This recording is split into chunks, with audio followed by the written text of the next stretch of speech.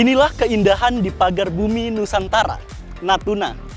Kepulauan kecil Indonesia yang berada di ujung utara di Selat Karimata, yang berbatasan langsung dengan beberapa negara di Asia Tenggara. Kali ini saya akan mengajak teman-teman untuk menyaksikan pesona indahnya Geopark Nusantara serta inovasi dan potensi yang berada di dalamnya. Sungguh indah si dua rupa, kisah bertutur di dalam madah. Dari Natuna kami menyapa Laut Sakti Rantau Bertuah.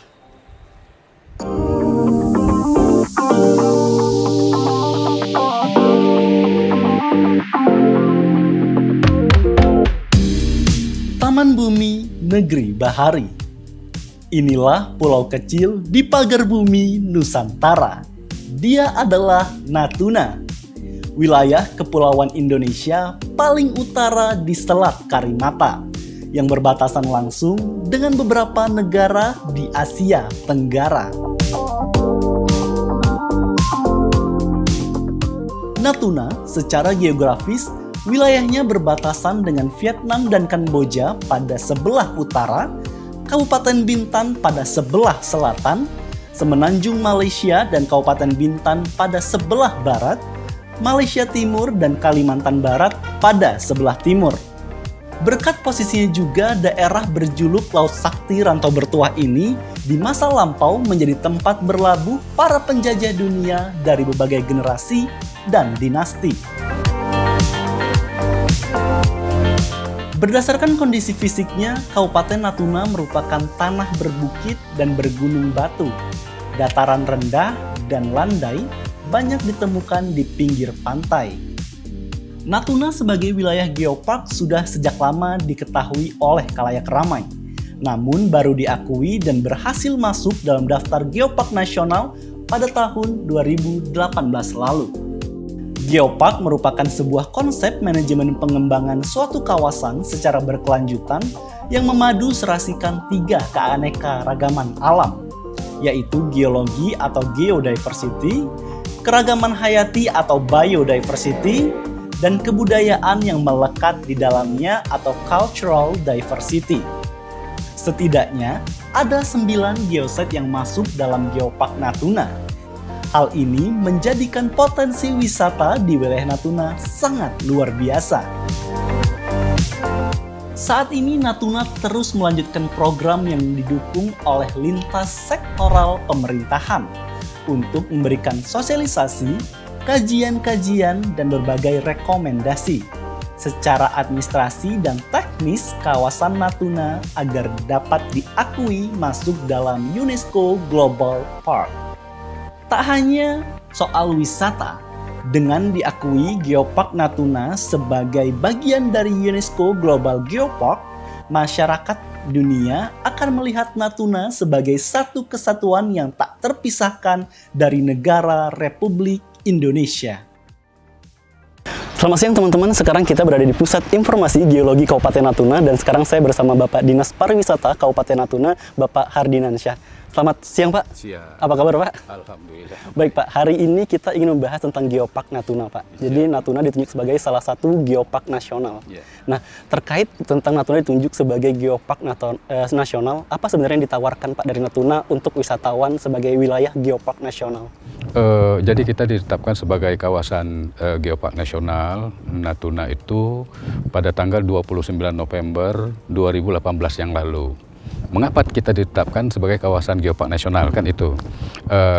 Kita ditetapkan sebagai kawasan Geopark nasional karena kita memiliki 3 hal. 3 hal. Yang pertama, karena kita memiliki geodiversity. Jadi keanekaragaman bebatuan yang kita miliki. Mungkin kita bisa lihat yang usianya menurut ahli geologi itu 144 sampai 188 juta tahun yang lalu. Yang berasal dari kerak samudra, kerak benua, dan sungai purba. Kemudian yang kedua karena kita memiliki biodiversity, jadi keanekaragaman hayati. Contoh kekah. Salah jadi satu kekah hewan itu satu-satunya hewan endemik Natuna yang ada di Natuna di seluruh dunia. Jadi seluruh dunia hanya ada di Natuna. Kemudian kita juga punya katak kodok kecil itu di Serasan dan lain sebagainya lah. Kemudian yang ketiga karena kita memiliki culture diversity.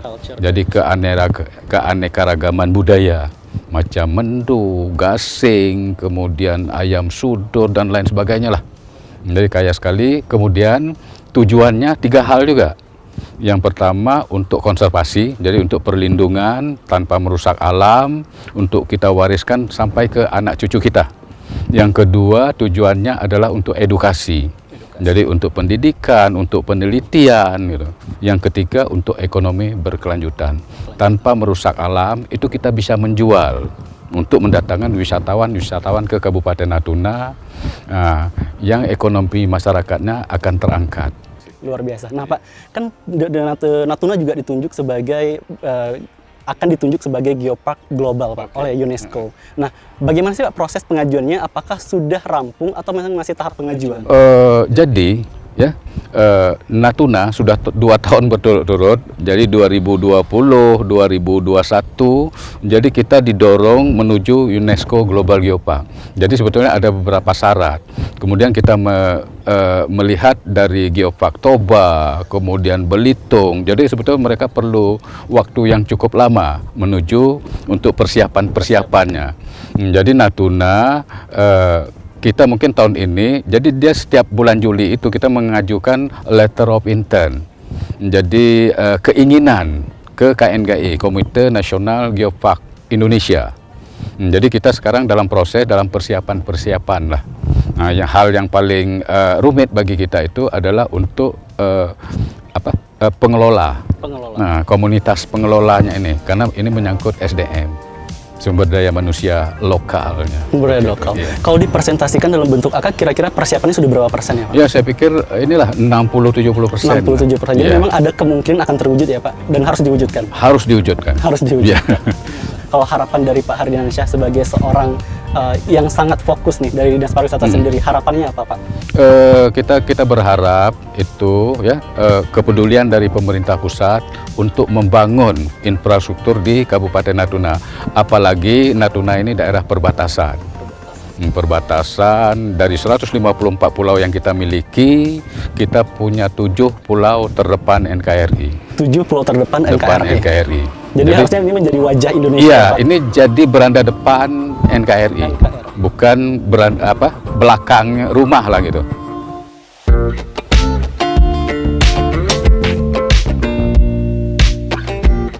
Salah satu situs yang akan kami kunjungi ialah Geosite Geopark Batu Kasa yang terletak di Desa Cemaga Utara. Lokasi ini menyajikan spot indah dan menggoda di setiap sisi. Berjarak 25 km, butuh sekitar 45 menit berkendara dari kota Ranai untuk menjangkaunya. Nah, pemirsa, sekarang kita berada di Batu Kasa, salah satu geosite geopark yang ditentukan oleh pemerintah pusat sebagai salah satu warisan geologi tertua di Indonesia. Nah, diketahui bahwa batu yang sedang saya pijak ini, ataupun teman-teman bisa lihat ke belakang, dan sekeliling dari pantai Batu Kasa ini terdapat batu yang berusia lebih dari 180 juta tahun. Dan inilah Pantai Kasa.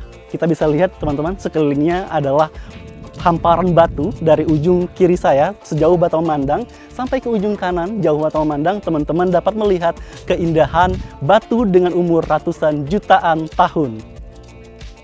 Tiba di sana, suguhan pemandangan berbatu granit raksasa tampak serasi dengan laut biru dan hijaunya pepohonan kelapa. Ialah Abdillah yang menjadi perintis tempat nan eksotis. Melihat potensi yang ada, bukit batu penuh ilalang ia tempa menjadi pantai bak oase berpasir putih yang halus dan bersih. Baik teman-teman, sekarang kita berada di salah satu geosite yang ditetapkan oleh UNESCO, yaitu Batu Kasa. Dan sekarang kita sudah bersama Bapak Abdillah, salah satu penggiat pariwisata dan perintis dibentuknya pariwisata Batu Kasa. Selamat siang Pak, apa kabar? Kita sambil jalan-jalan boleh ya Pak? Iya, boleh. Boleh perkenalkan diri dulu Pak, sebelum kita ngobrol tentang Batu Kasa. Saya Abdillah, ya. Batu Kasa ini mulai dibuka itu pada tahun 2004 yang lalu. 2004 ya Pak, dari mulai dibentuk tahun 2004? 2004. Nah, itu latar belakang dibentuknya Batu Kasa itu asal mulanya gimana ya Pak? Begini, Saya ada latar belakang owner tour di Jogja. Oh, jadi latar belakangnya Bapak Iya. memang adalah seorang tour guide ya Pak? Iya, tour. Jadi di sini saya mau bawa turis-turis saya itu ke Batu Kasa ini. Ke Batu Kasa. Ke Batu Kasa. Kebetulan Natuna itu belum ada objek wisata yang bisa kita jual Waktu itu. waktu itu. Jadi saya buka lah, ini waktu buka pertama ini masih semak, Jadi ini memang berarti masih hutan dan belum dikelola sama sekali. belum dikelola karena dianggap nilai ekonomisnya tidak Tidak ada. menguntungkan. Tidak gitu menguntungkan. Jadi memang waktu itu ini memang belum bentuk spotnya belum seperti ini ya Pak? Belum seperti ini. Jadi dulu semak, jadi ada kayu-kayan itu kita tebas, kemudian ada yang kita gali, kemudian kita ganti dengan rumput-rumput. Ini rumput Jepang ini kita tanam ini. Oh, jadi rumput ini belakang ini memang ditanam ya Pak? Ditanam. Mm-mm. Kita memilih Batu Kasa ini untuk objek wisata yang kita kelola untuk Natuna gitu. Nah kan Pak, dulu ini hutan gitu Pak. Bapak terpikir kenapa ingin dipilih, apa yang paling menonjol waktu itu Pak? Kan dulu hutan gitu, belum ada dikelola sama sekali. Kenapa dipilih lokasi di sini? Ya, yang saya pilih ini pertama kawasannya nih antara bentang lautnya ini. Bentang pantai. Ini pantainya memang sudah ada dulu? Ya, ini tidak terlalu besar. Oh. Jadi kalau kita buka usaha wisata untuk anak-anak mandi itu tidak terlalu luas ini untuk dikontrol. Kemudian di sana ada tanjung batu juga. Batu granit, di sini tanjung batu juga. Jadi batu yang ini memang bentuk alami, tidak ada perubahan ya Pak? Dari Tidak ada pertama perubahan. kali. Jadi memang Ya. begini dari awal. Iya, betul. Begitu. Nah, kalau dari Batu Kasa sendiri Pak, tadi kan Batu Kasa dulunya hanyalah hutan, kemudian dikelola jadi sekarang. Apa sih nilai jual yang membedakan Batu Kasa dengan tempat yang lain Pak? Ya. Kita mesti menawarkan di Batu Kasahan ini adalah tingkat kebersihannya. Kebersihan. Ya, misalnya ini tidak ada laut itu terlalu bersih pantainya. Jadi kita memang setiap Sabtu, Minggu, sebelum Sabtu Minggu, hari Jumat itu lokasinya sudah kita bersihkan dulu.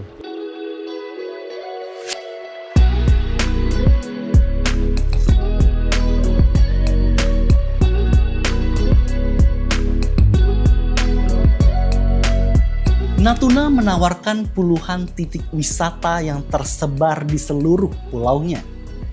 Sebagai wilayah terluar Indonesia, ia perlu sentuhan dukungan infrastruktur serta fasilitas hunian yang mampu menjaga kelestarian alamnya. Mengemban gelar Geopark, pengembangan Natuna wajib berpilar pada aspek konservasi, edukasi, pemberdayaan masyarakat, dan pertumbuhan nilai ekonomi lokal maupun geowisata. Hal ini yang dilakukan oleh Natuna Dive Resort yang turut mengembangkan wilayah sekitar situs Geopark Alifstone. Berkat pembangunan berwawasan lingkungan yang mengedepankan kepekaan ekologis serta kemauan melestarikan alam, membuahkan penghargaan sebagai karya arsitektur terbaik 2021 versi Ikatan Arsitek Indonesia. Natuna Dive Resort dinilai mampu menggabungkan aspek bangunan secara fisik tanpa merusak kontur alam, serta menjaga kelestarian landscape di dalamnya. Mungkin kita bisa mulai dari pertanyaan, bagaimana sih Pak ide atau gagasan awal dibentuknya Natuna Dive Resort mungkin Pak? Pertama ownernya Pak Bobby Rosano ya, main ke rencananya juga mau bikin resort, tapi pilihannya ke Natuna Resort karena alamnya unik, ada batu ya, batu umur ratusan tahun, terus pantainya juga bagus.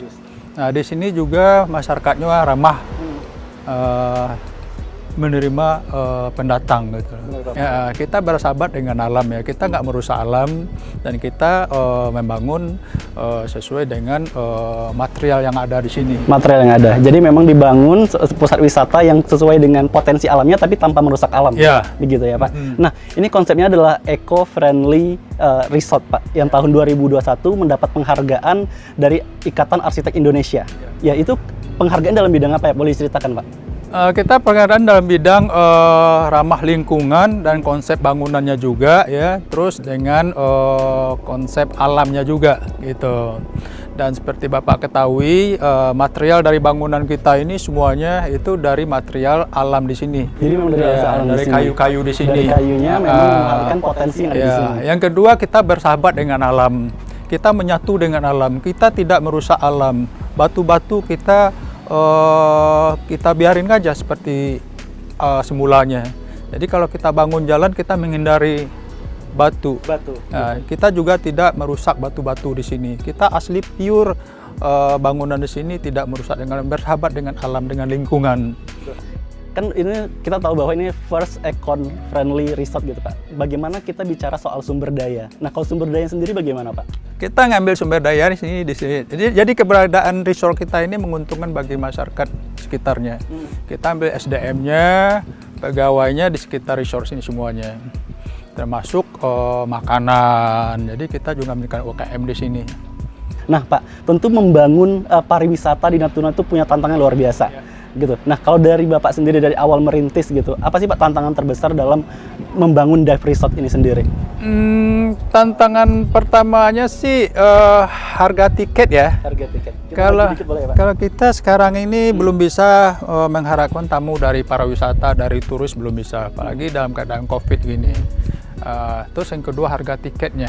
Harga tiketnya terlalu mahal Pak. Terlalu mahal di Natuna ini. Jadi kalau harga tiketnya sekitar di bawah sekitar 800 dari Batam aja. Itu sudah sangat mendukung ya Pak? Itu pariwisata pasti datang di sini. Jadi masalah utamanya memang accessibility ya Pak? Masih bagaimana orang-orang menjangkau Natuna sendiri itu masih sangat mahal. Iya. Pengembangan Natuna sebagai wilayah strategis terus digulirkan, baik oleh pemerintah pusat maupun daerah. Salah satu langkah nyata ialah dengan konsep memerdekakan sinyal bagi masyarakat di wilayah tertinggal, terdepan, terluar atau dikenal dengan 3T. Melalui program Palaparing Barat yang melintas di Natuna, menjadi pematik pembangunan ekonomi dan tercipta ekosistem digital di daerah non-komersil di Indonesia dapat terwujud. Nah pemirsa, sekarang kita berada di lokasi NOC Palaparing Barat di Natuna dan sekarang kita bersama Mas Ilyas. Mungkin boleh ceritakan dulu Mas, Palaparing Barat di Natuna itu hadirnya di tahun berapa atau mungkin latar belakangnya seperti apa? Palaparing Barat itu hadirnya operasi pertamanya tahun 2018. 2018. Dulu itu pembangunannya itu sekitar 2016-2017, tapi mulai operasinya tahun 2018. Ya. Nah, kalau kita tarik ke belakang nih Mas, sebelum Palaparing hadir ke Kabupaten Natuna itu kondisi Natuna seperti apa sih? Kondisi Natuna itu memang dulu sebelum ada Palaparing Barat itu masyarakat Natuna itu menggunakan jaringan 3G. Dulu tuh sempat kita di pelosok ini, namanya pelosok, pulau terpencil gitu, tidak bisa menikmati 4G yang sudah ada duluan di kota-kota besar. Gitu. Jadi memang di Kota Bunguran Timur sini memang belum ada waktu belum ada waktu itu. Jadi kita belum merasakan gimana sih kecepatan 4G ini gitu. Jadi setelah masuknya Palaparing Barat, masyarakat Natuna baru bisa ngerasakan yang namanya jaringan 4G gitu. Dengan adanya Palaparing Barat itu masyarakat Natuna sudah bisa menikmati 4G, terus menikmati kecepatan 4G, terus anak-anak sekolah mengerjakan tugas lebih gampang.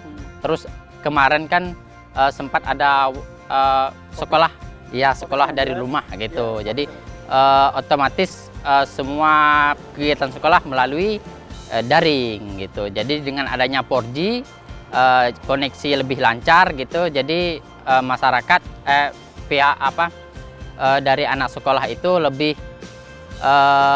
gampang dalam mengakses. Jadi memang keadaan Palaparing Barat sangat membantu anak-anak untuk belajar dari rumah. Ya, betul. Dan tentunya sektor lainnya dari ekonomi ataupun kemajuan digital lainnya.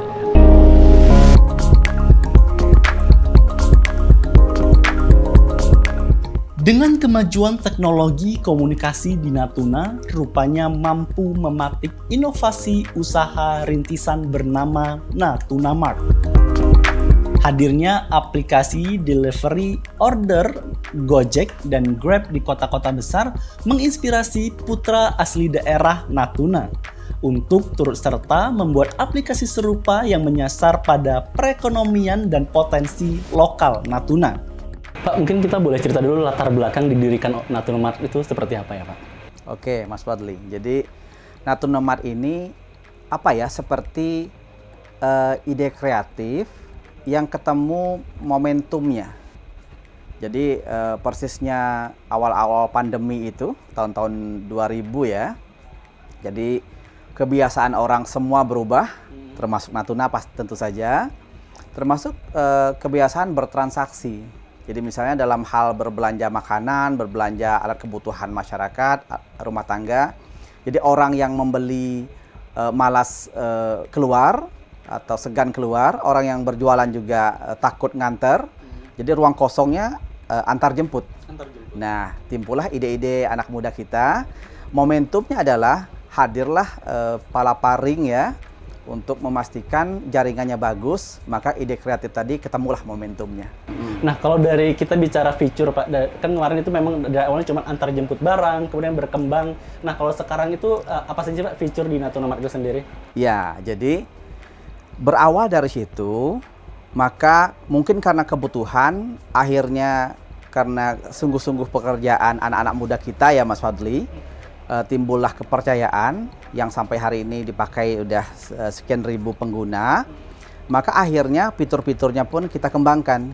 Sekarang malah sudah kita kembangkan ke fitur-fitur lainnya karena permintaan masyarakat sesuai dengan karakteristik masalah di kampung kita. Misal, jadi daerah kita kepulauan ya Mas Fadli ya. Jadi orang kampung kita ingin berobat ke rumah sakit katakanlah, butuh kepastian apakah dapat dilayani hari itu atau tidak, maka kita hadirkan antrian, misalnya begitu.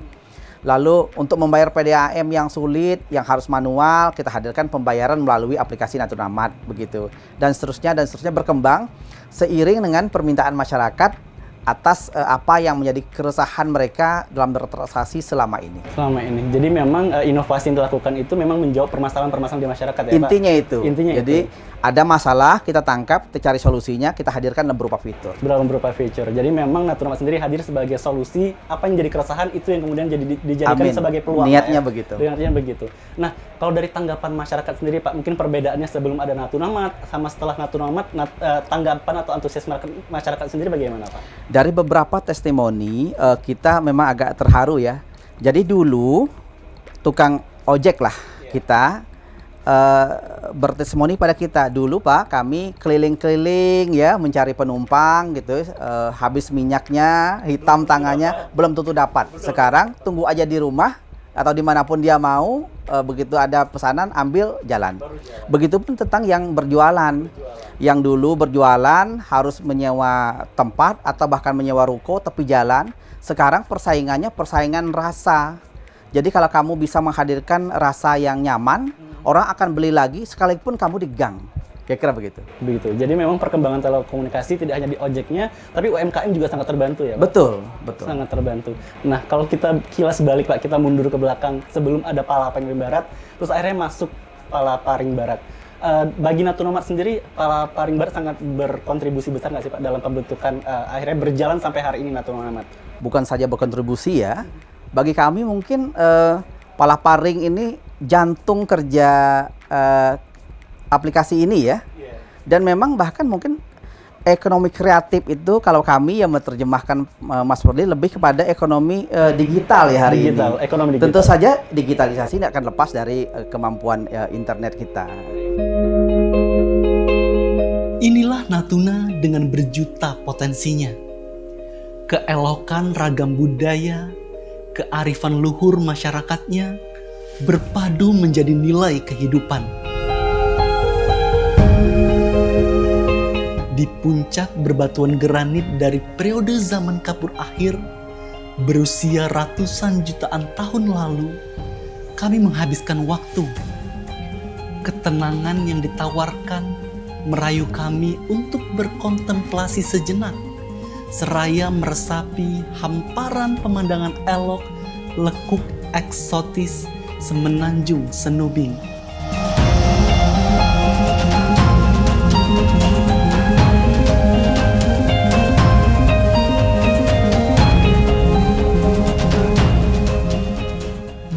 melepas pandangan. Tampak geosite Pulau Senoa menyapa dari seberang yang dipisahkan lautan biru tenang. Tak heran jika Natuna mendapatkan julukan Taman Surga yang jatuh ke bumi.